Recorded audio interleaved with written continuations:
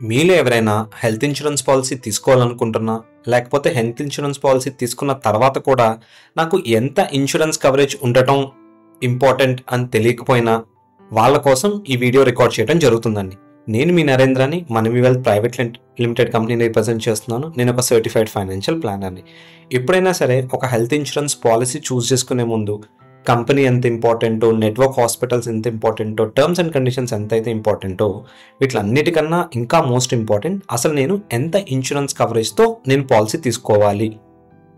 So ఐడియల్గా దీనికి ఎటువంటి thumb rules లేదండి. లైక్ ఈ ఫ్యామిలీ సైజ్ అయితే ఇంత హెల్త్ ఇన్సూరెన్స్ కవరేజ్ ఉండాలి, లేకపోతే ఈ ఊర్లో ఉంటే ఇంత హెల్త్ ఇన్సూరెన్స్ కవరేజ్ ఉండాలి అనేది ఏమి ఉండదు.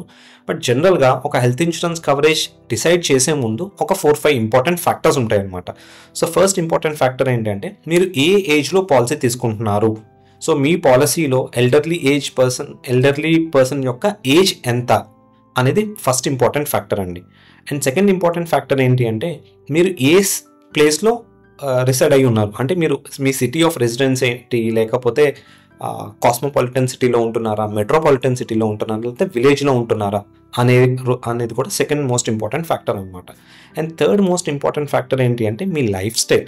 సో మీ లైఫ్ స్టైల్ ఎంత హెల్తీ ఉంటుంది, లేకపోతే ఎంత స్ట్రెస్కి మీ లైఫ్ స్టైల్ ఉంటుంది, లేకపోతే మీ హ్యాబిట్స్ ఎట్లా ఉంటాయి, మీ ఫుడ్ హ్యాబిట్స్ ఎలా ఉంటాయి, మీ డైలీ రొటీన్ ఎలా ఉంటుంది అనే దాన్ని బేస్ చేసుకొని కూడా మీరు కన్సిడర్ చేయాల్సిన అవసరం ఉంటుంది. And last but not least the most important factor ఏంటి అంటే మీ ఫ్యామిలీ హెల్త్ హిస్టరీ.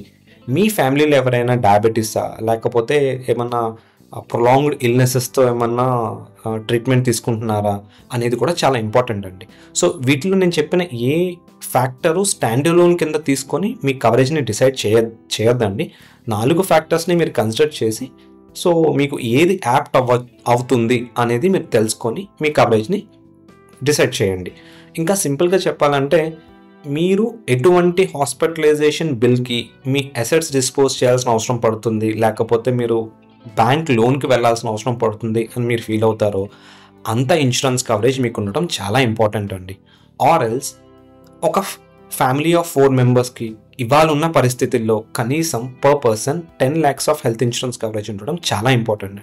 సో ఈ వీడియోలో షేర్ చేసిన కంటెంట్లో మీకు ఏమైనా క్వశ్చన్స్ ఉన్నా, లేకపోతే హెల్త్ ఇన్సూరెన్స్ రిలేటెడ్ ఏమైనా డౌట్స్ ఉన్నా మీరు ఈ కింద కామెంట్ సెక్షన్లో పోస్ట్ చేయొచ్చు, ఆర్ కింద స్క్రోల్ అవుతున్న నెంబర్కి కాల్ చేయొచ్చు.